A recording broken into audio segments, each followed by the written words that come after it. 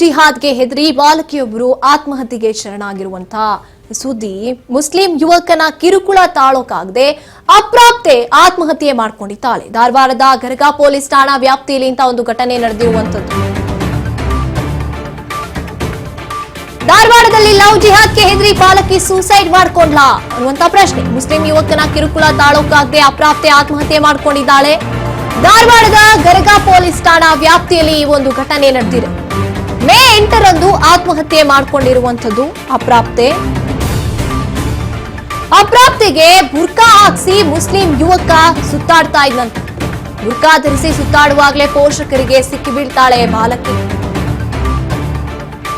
ಬಾಲಕಿಗೆ ಬೈದು ಬುದ್ಧಿವಾದವನ್ನ ಹೇಳಿರ್ತಾರೆ ಪೋಷಕರು. ಧಾರವಾಡದಲ್ಲಿ ನಡೆದಿರುವಂತಹ ಘಟನೆ ಇದು. ಲವ್ ಜಿಹಾದ್ಗೆ ಹೆದರಿ ಅಂದ್ರೆ ಮುಸ್ಲಿಂ ಯುವಕ ಕಿರುಕುಳ ನೀಡ್ತಾ ಇದ್ದ, ಅದನ್ನ ತಾಳೋಕಾಗದೆ ಆತ್ಮಹತ್ಯೆ ಮಾಡಿಕೊಂಡಿರುವಂತದ್ದು.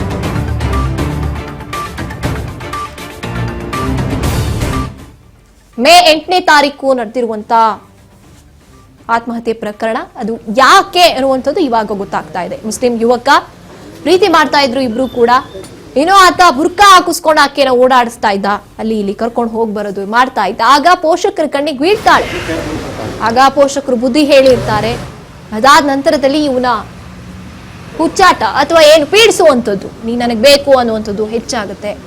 ಎಲ್ಲಿ ಇದು ಲವ್ ಜಿಹಾದ್ಗೆ ಕನ್ವರ್ಟ್ ಆಗ್ಬಿಟ್ಟು ಮನೆಯವರು ನನ್ನನ್ನ ಉಳಿಸೋದಿಲ್ಲ ಅಥವಾ ನನ್ನ ಈ ಪ್ರೀತಿಯನ್ನು ಒಪ್ಪೋದಿಲ್ಲ, ಮುಂದೇನಾಗ್ಬೋದು ಅಂತ ಯೋಚನೆ ಮಾಡಿ ಲವ್ ಜಿಹಾದ್ಗೆ ಹೆದರಿ ಬಾಲಕಿ ಸೂಸೈಡ್ ಮಾಡ್ಕೊಂಡಿರುವಂಥದ್ದು.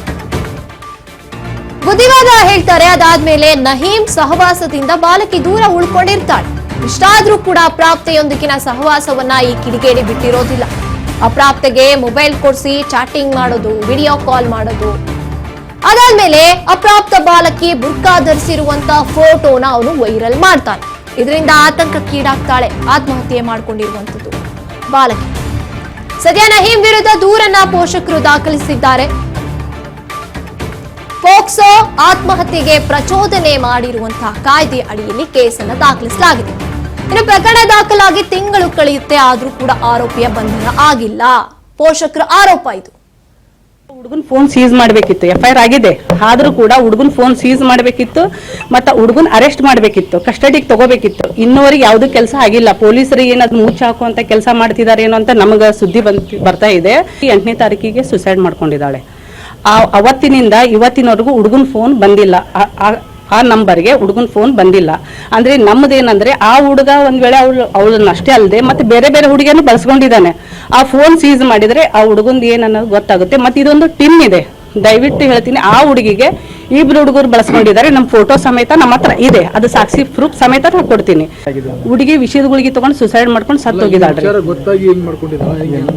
ಇಲ್ಲ, ನಮ್ಗೆ ಅದ್ರ ಬಗ್ಗೆ ಗೊತ್ತಿಲ್ಲ. ಬಟ್ ನಮ್ಗೆ ತಿಳಿದಿದ ಪ್ರಕಾರ ಅಂದ್ರೆ ಅವಳ ಲಿಂಕ್ ನಲ್ಲಿ ಇದ್ದ, ಅವಳಿಗೆ ಅಶ್ಲೀಲವಾಗಿ ಎಲ್ಲ ಬಳಸ್ಕೊಂಡಿದ್ದಾನೆ. ಅವ್ ಫೋಟೋಸ್ ಕೂಡ ಇದೆ.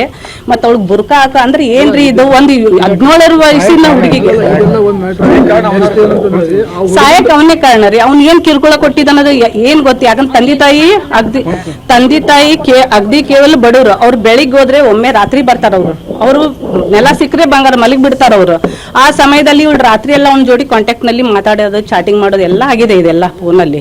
ಇವತ್ತು ಮೊಬೈಲ್ ಸೀಸ್ ಮಾಡಿದ್ರೆ ಎಲ್ಲ ಅವ್ನ ಯಾರ್ಯಾರಿಗೆ ಚಾಟಿಂಗ್ ಮಾಡಿದಾನೆ, ಎಷ್ಟು ಹುಡುಗಿ ಲಿಂಕ್ ನಲ್ಲಿ ಇದಾನ ಅನ್ನೋದೆಲ್ಲ ಬಳಕೆಗೆ ಬರ್ತೈತಿ. ಈ ಪೂರ್ಣಿಮಾ ಅನ್ನೋ ಹುಡುಗಿನ ಒಂದ್ ಹುಡುಗಲ್ಲ, ಇಬ್ರು ಫ್ರೆಂಡ್ಸ್. ಅವರು ಇಬ್ರು ಕೂಡ ಹುಡುಗಿನ ಬಳಸ್ಕೊಂಡಿದ್ದಾರೆ. ತಮ್ಗೆ ಯಾವ ಟೈಪ್ ಬೇಕೋ ಆ ಟೈಪ್ ಬಳಸ್ಕೊಂಡಿದ್ದಾರೆ. ಅರೆಸ್ಟ್ ಮಾಡ್ತಾ ಇಲ್ಲ. ಪೊಲೀಸರಿಗೆ ಎಷ್ಟೋ ರಿಕ್ವೆಸ್ಟ್ ಮಾಡಿದ್ರು ಕೂಡ ನಾವು ತನಿಖೆ ಮಾಡ್ತೀವಿ ಅಂತ ಸುಳ್ಳು ಹೇಳಿಕೆ ಕೊಡ್ತಾರ, ಹೋಗ್ತಿದಾರ. ಅದಕ್ಕೆ ಈ ಬಗ್ಗೆ ಹೆಚ್ಚಿನ ಅಪ್ಡೇಟ್ಸ್ ನೀಡ್ತಾರೆ ನಮ್ಮ ಪ್ರತಿನಿಧಿ ಪ್ರಶಾಂತ್.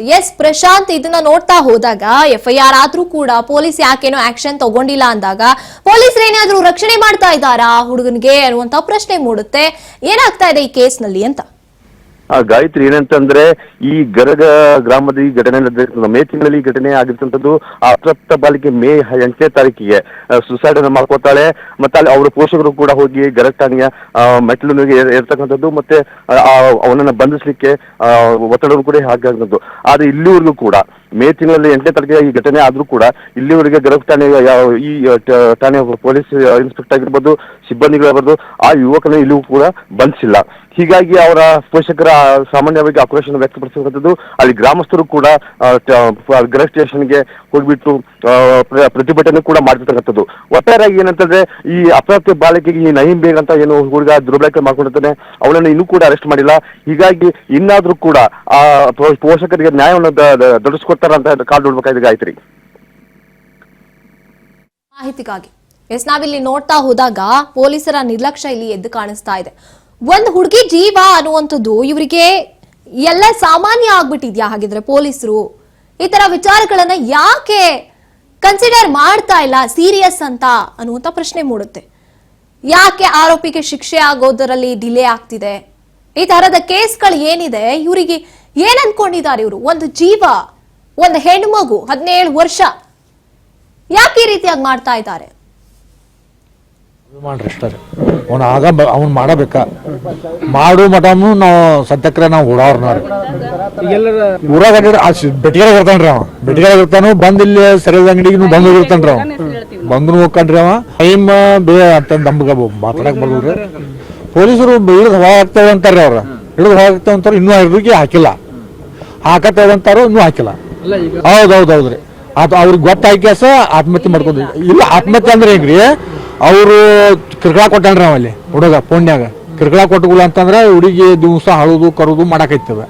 ಯಾಕೆ ಕಳ್ತೀವಿ, ಯಾಕೆ ಈ ಮಾಡ್ತೀವಿ ಅಂತ ಕೇಳ್ಬಾರ್ದಂದ್ರ, ಇಲ್ಲ ನಮ್ಮ ತಮ್ಮನ ಸಂಬಂಧ ನಾವ್ ಹಿಂಗ್ ಮಾಡಿದೀವಿ ಅಂತ ಕೇಸ್ ಹೇಳ್ತಿದ್ದ. ಅವ್ರ ತಮ್ಮ ಇಲ್ಲ ಅಕ್ಕ ಸುಳ್ಳ ಹೇಳಕತ್ತಾಳು, ಆಕಿ ಸುಳ್ಳ ಹೇಳಕತ್ತಾಳು, ಮತ್ತ ಅಲ್ಲಿ ಅವನ ಬಲ್ಲಿ ಮಾತಾಡಿ ಕೆಲಸ ಹಾಳಾಕತ್ತಾಳಕ್ಕೆ ಅಂತೇಳಿ ತಮ್ಮ ಹೇಳಿದ. ಹೌದ್ರಿ, ಅದೇ ತರ ಐತ್ರಿ. ಬುದ್ಧಿ ಹೇಳ್ಯಾರ್ರಿ ಇವ್ರ, ಬುದ್ಧಿ ಅಂದ್ರೆ ಇವ್ರು ನೋಡಿಲ್ಲಲ್ರಿ ಸರ್ ಬುದ್ಧಿ ಹೇಳಕ್ಕ.